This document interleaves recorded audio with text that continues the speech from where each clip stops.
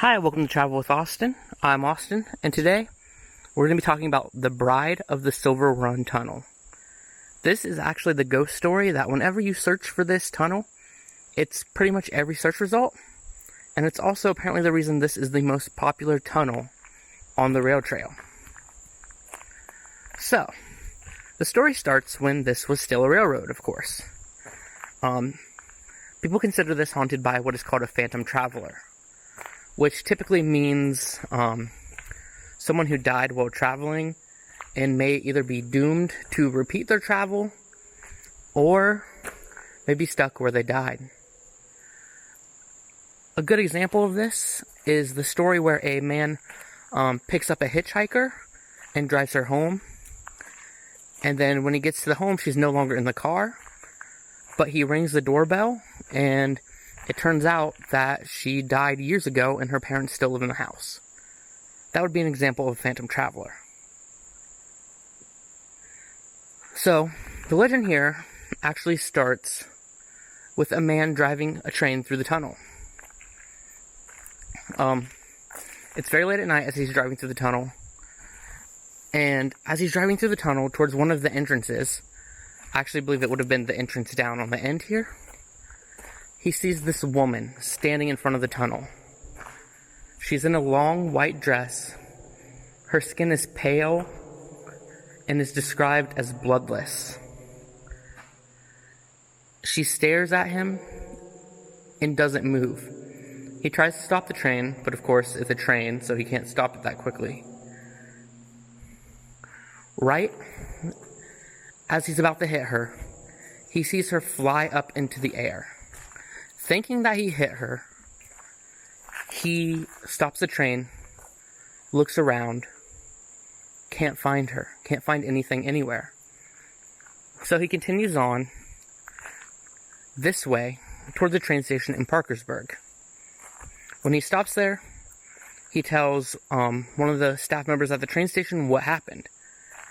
He thinks that they're going to think that he's crazy, of course, because you don't simply hit someone and they disappear. But it wasn't actually the first report they've had of that. They'd had multiple reports of people hitting a woman with that same description in this tunnel. Now,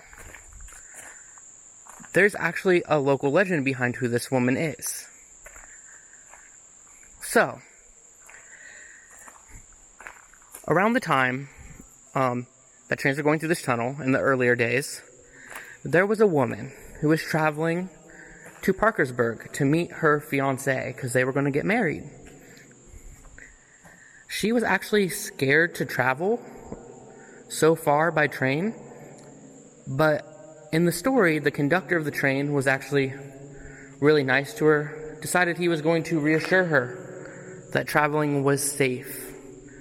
And of course she got on the train, he checked her ticket, and that was the last time he ever saw her. Now, it really depends on which legend you believe. In one legend, she just jumped off the train and died, and then there's another legend.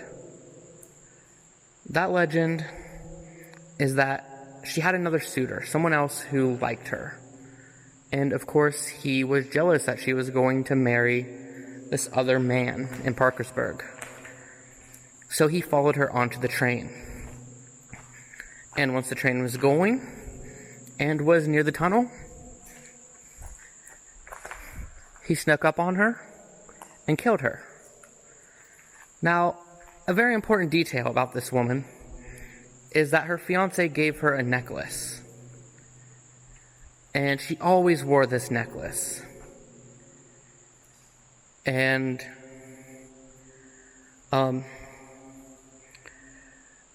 she always had it, and she was wearing it when she disappeared. Now, fast forwarding a bit, after all these stories come out about this woman in the train tunnel, there is an engineer, and he actually said, "No ghost will stop my train. I would simply keep going." And one day, about 2 weeks later, under the full moon, he's driving through the tunnel, and as he gets near the portal to the tunnel, he sees the woman. She is wearing a white dress. She is pale. And she locks eyes with him. He locks eyes with her, and of course, instead of stopping, he decides he's going to go full speed ahead. So, he goes full speed ahead, and right as he's about to hit her, he sees her fly up in the air, just like the first engineer did. Now, he pulls into the Parkersburg station, very happy. But when he gets there, everyone's already talking. Everyone is chattering. There's a lot going on. So, he goes and asks them what's going on.